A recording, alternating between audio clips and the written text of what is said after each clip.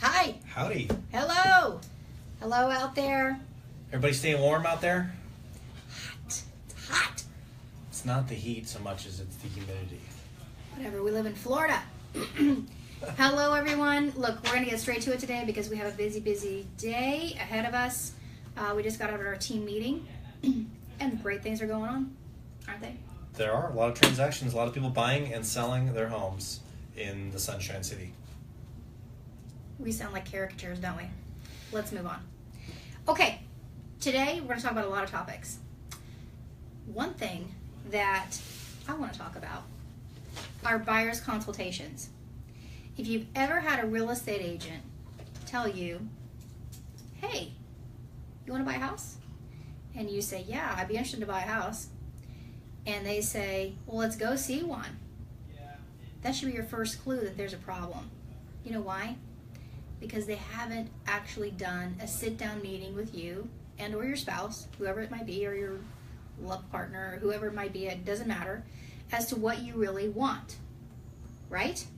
So real estate is a little bit complex. You think it's really simple, like how difficult can it be? I want a 3-bedroom, 2-bath house, 2-car garage, I want a yard, I want a fence for Fido, and what next? Just show me some houses, right? Get to it. Let's just go. Let's get out on the street. Let's just do it. Is there a flaw in that? Yeah, it's not like buying a car. No, it is not like buying a car. Therefore, rule number 1 for us in real estate, at least within our practice, is to sit down with you and formally do a buyer's consultation. What does that mean? It sounds scary, doesn't it? Well, not for me, because we do several a week every week. However, anytime you think about making a serious life change, like maybe going to college or getting married, if you think back to those big decisions in your life, probably you consulted with some people, right, before you made that decision. Yeah, certainly. No man is an island, right? We live in a community, and we look to those people around us that we trust to help us make really important decisions. Real estate, if you're buying your first home, your second home, or even an investment property, is really good to have a consultation, and why not have it with someone who is an expert in that thing called real estate? That's what we do for buyers, really, and for sellers too, but today it sounds like you want to talk about buyers consultations. Ish. It's not just about what the home looks like, it's about a lot of other factors that are important to a buyer, such as their family, their friends, where work is, how much time they have to put into finding a home, how much time they have into taking care of a home once they have it, and do they want to have a home for the next 20 years, or is it something that's going to be a stepping stone to another home in just a couple of years, since we know that on average most home buyers only own a home for between 3 to 5 years. So there's lots to think about in your largest transaction that you make at any one time. Yeah, and that's the cool part. So just to kind of give you a flavor for what happens in this buyer's consultation, we have a definitive process that we follow. It's very straightforward, pretty simple. It streamlines your process radically, from you having to hunt and peck, what I call hunt and peck, in through Zillow or through Trulia through an app. So we can help shortchange the process so that you can get to your destination of finding a property that you love and feel comfortable with moving forward with pretty quickly. And how do we do that? I guess the question is, it sort of seems a little bit elusive as to what happens there, and it is magical, don't get me wrong. But the screen, for example, right? So a lot of times we'll bring clients into this table. We might take them to another room where there's another large screen TV, and we basically pull up the MLS and help you look through our lens initially as to, like, peek behind the black curtain as to really what's available on market. So you can see exactly what we see. It's a very different view, I think you would agree, from a view that you're going to get from Trulia or Zillow or Realtor.com. Well, it's accurate. That would be true. The first place to start. This data you're getting on Zillow and Trulia can be days, sometimes weeks old.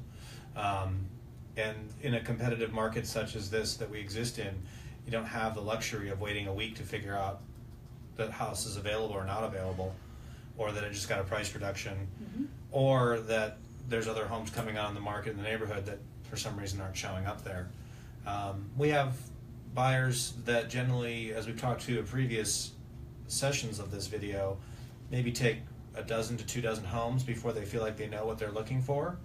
And when they find that perfect home, it's oftentimes a perfect home for many other buyers at the same time. So you want to be looking at accurate information, and we start that in the buyer's consultation by really weeding out the things that aren't going to work for that person's lifestyle, career, family, all the major important things that really contribute to their life besides just something with a roof over it. So we're looking at all those big picture questions, asking the questions to the buyers about how those things stack up in their life in order of importance, and strategizing the homes that are going to fit that. Mm-hmm. And we always have a saying that in our world, like if we were just to set you up on a search, for example, and sometimes we do that after we have this consultation, so you can kind of see the flavor for the full market look on an ongoing basis. We say, we don't have a button for ugly. We can't decipher a way to exclude the ugly or the destroyed properties that come into your inbox unless we're basically hand picking those. But a lot of times we won't need to see the full market view. So this allows us not only to talk about those things that you were just referring to that are the most important or critical, sort of like must-haves, but it also helps us not take you to properties and waste your time that actually don't check a box for like visually that's acceptable to me. That can be a really important component, because until we see what you like and don't like, and easily done through this screen here, it becomes a little bit of a shooting match. You can waste a lot of time driving around to a lot of different properties, seeing a lot of things you actually don't like at all. So we just try to go straight to the point, and we use that buyer's consultation as a way to get there. So I don't know, I'll start with that. Yeah, and we also give a privilege to the buyers that commit to working with us, and when they have a buyer's consultation with us and decide to work with us, we share with them all the properties that we have coming on the market. We have 5 or 6 properties coming on the market every week, and that goes out months in advance. So I have a list of homes right now that are going to be coming on the market in October and September, August, really helping you get ahead of the competition and understand what's going to be out there. And we share those with our loyal buyers. Yeah, absolutely. So there were some questions that were submitted throughout the week. So let's just go there. I've got up on my soapbox about buyer's consultation. So one of the questions that we received was about view. And what's a view worth, or what's a waterfront property worth? So let's just talk about that for a second. So view in general. Water's always good, right? People like to look at a pristine sort of view. Waterfront, that can take many shapes and sizes, like a pond, even a drainage canal sometimes. Yeah, right?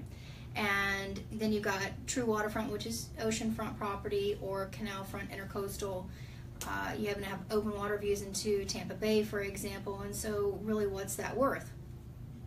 Well, it's interesting. When you think about that question, it can be worth a lot of different numbers. And the crazy part about it, from my vantage point as a person who sells real estate, buys real estate, is that when you talk to an appraiser who is actually going to give the true valuation for the property if you're going to finance it, they actually don't give a definitive number for these views. It's all based on an amalgamation of what people in their practice really think about it. So as an example, behind a bridge, for example, here in Tampa Bay, if your home sits behind a bridge and you have to have a small enough boat that would go underneath that bridge, for example, like a center console, maybe with or without a T-top may fit, then that price point is going to be different than if you were outside of a bridge where you didn't have any bridge whatsoever, you could have any size boat whatsoever. And if you take that into really a third category, you'd be talking about sailboat water, which is deep water access, definitely not behind a bridge. So you've got like 3 different categories there, right? Yeah. He needs coffee. I missed my espresso shot, excuse me. So 3 different types of water right there, all ranging in value. I've seen it, and you can back me up with your thoughts about what you've seen as well. $20,000 to $30,000 difference between having a bridge and not having a bridge. $50,000 difference to open purview, open water, nothing. You basically are sitting out on the edge and you can see almost 360 around you. I shouldn't say 360, but maybe like 180, 270 around you with water. And then you've got deep water sailboat access, which is sort of like very nebulous, and that can go all over the board. That can go from $30,000 maybe to $50,000 in value, or $100,000 per swing. It just if it depends. has all the things. Yeah. If it has an unobstructed 180-degree view, deep water access, and a larger than normal lot size, all those things are going to combine to give it a location essentially that's better than any other location you can choose from. Yeah, right. They don't make, I guess, tons of waterfront property at this point, especially where we live. It's very dense. They're not making any more. No, a lot of it's built out, and so there's a premium based on all waterfront property, and there's varying degrees of that.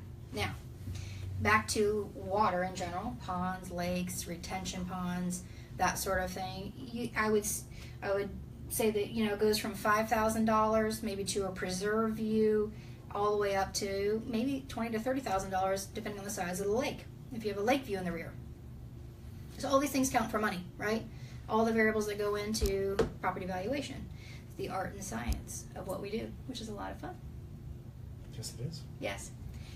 Okay. So hopefully that answers your question about water and view, just generally speaking. Don't pound on the table. That's right. I shouldn't do that. Okay. So let's talk about pools. Do pools add a value to your home? Absolutely. Probably the most important way to think about it is if your home is for sale and all the other similar homes like your home don't have a pool and you do, your home's going to be worth $20,000 to $30,000 more if it's a typical size home. Now, if you're in a neighborhood where everyone has a pool and you don't have a pool, you're going to be hurt because those folks that appreciate having a pool, and really in this weather, who doesn't appreciate having a pool, are going to definitely see a higher demand and go after the homes with a pool.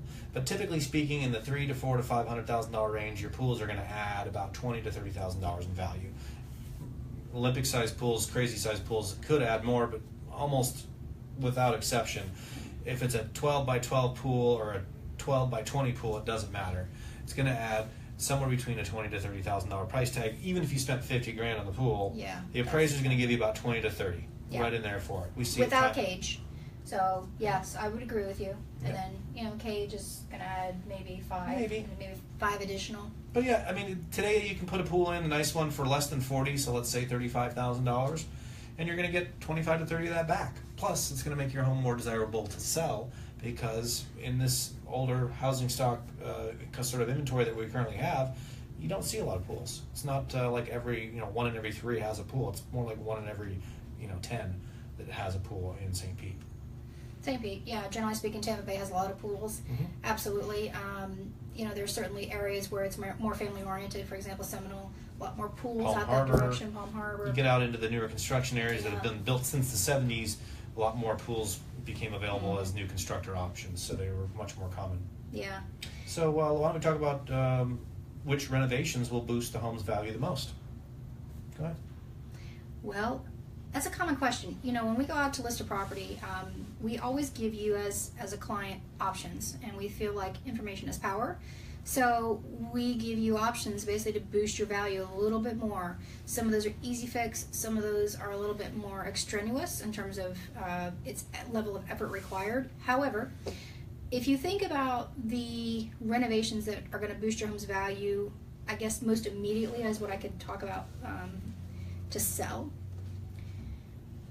Keeping with the times for cabinetry, right? Really important to a buyer. And so in a big picture, you're talking about kitchens and baths. Thank you. That's a way to good summation, right? So those renovations, kitchens and baths, are always going to pay huge dividends for you because those are the primal points for a buyer, the way that they get most intrigued or most emotionally attached to something because, let's face it, most of the population wants HGTV. They want move-in ready, and they don't want to have to do a thing. They just want to move their stuff in there and start living. And I think statistically, the National Association of Realtors finds that 80 to 85% of the dollars you spend to upgrade a bath or kitchen are returned. That's a high number. Many things that you might do to a home will give you 30% return, 40%, maybe 50% return. Kitchens and baths are over 80. So you may remodel a kitchen this year and be ready to sell next year, and really you're going to get more than 3/4 of that money back. More importantly, it's going to make your home more attractive to sell and make you more competitive. Get your price. Yeah. Let's talk about the things that don't pay dividends. How about that? Yeah. I think that may be more important. We've had clients that say, I really hate my driveway. I'm going to fix my driveway. Yeah. They may not like the cracks in it. They may think it needs resurfacing. All kinds of things. The value that you're going to get for a new driveway, what would you put that at? Probably maybe 10%, maybe. So it costs you like $3,000 to put a new driveway in it. Maybe it gives you like a $300 boost or something. There is no line item on an appraisal for a new driveway. They don't care. Appraisers don't care. But let's face it, buyers aren't really getting hung up on driveways. But if there's something in your home that really bugs you, certainly go ahead and fix it. But also maybe consult with a realtor who might be able to tell you how much you're going to get when you have a bathroom with Formica countertops from 1970. That's going to be a deal breaker for almost any family that walks in there, or buyer who just likes HGTV ready. Yeah. They're not going to take a second look at your home. The driveway, they're not even going to notice it. So driveways would be a waste of time. Other things, putting extra insulation in your home. It's great for you when you live there, but no one appreciates it. It doesn't show up on a photo. So, and you don't get extra value for it in an appraisal. It's a great idea. It's a nice thing, but it's not helping you sell it. Mm-hmm. The other thing that I would say as a sort of like just light your money on fire would be things that aren't line items. We've talked about several of them, like driveways. That's one. We've talked about not addressing things that are obviously going to be an issue for a buyer. Insulation, I think, is a fantastic one. That's sort of a moot point. The other thing that I would say is things that are important are freshness. Things that become free can actually help you increase your property. There was an article that I just read relative to clean houses. So a colleague of ours, Laurie Aberback, talks at sometimes, which she did actually a live shoot from a house where she said the ick factor was really high. And I would agree with her that there is a definitive placement for a clean house. You may have Formica, you may have floors that are outdated, you may have a lot of things going on, but the easiest thing you can do to basically boost your value, there was a study that they actually received about $20,000 more on an average price house of about $300,000 by just cleaning the house. So you may just invest in some sweat equity to clean the house, and you think, well, how hard can that be? Some people can be a little hard. There's icky stuff out there sometimes. Well, if you've been living in it long enough, you don't see it. That's another reason to bring in an outside professional such as ourselves. We're going to tell it to you straight.